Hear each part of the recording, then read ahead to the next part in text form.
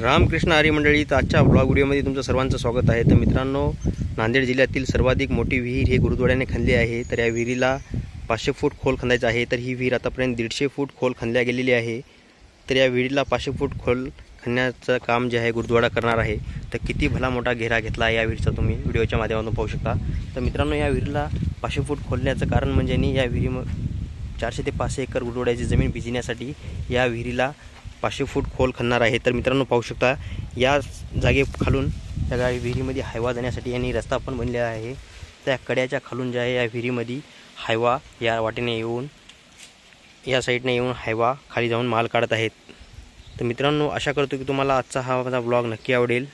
तर ही विहीर तुम्हाला कशी वाटत आहे? नांदेड जिल्ह्यामधील किती भली मोठी विहीर घेतली आहे तुम्ही व्हिडिओच्या माध्यमातून तुम्ही पाहतच असाल। तर व्हिडिओमधून तर तेवढे दिसणार नाही मित्रांनो, अक्षरशः तुम्ही या विहिरीला बघायला जर आलात तर तुम्हाला पूर्णतः या विहिरीबद्दल समजून जाईल। तर किती खोल खणले गेले आहे। तर ही खोली जी आहे मित्रांनो 150 फूट खोल आहे। 150 फूट खोल खणली, आता हिला 500 फूट खोल खणायचं आहे यावर्षी। तर तुम्ही पाहू शकता, या कड्या खालून जे आहे हायवा येण्यासाठी यांनी रस्ता पण बनवलेला गेला आहे। तर आशा करतो की मित्रांनो, हा माझा ब्लॉग तुम्हाला नक्की आवडला असेल। अशी आशा करूनच हा आजचा ब्लॉग मी संपित आहे। तर मित्रांनो, तुम्ही माझ्या मागील व्हिडिओला खूप सारं प्रेम दिल्याबद्दल खूप खूप अभिनंदन।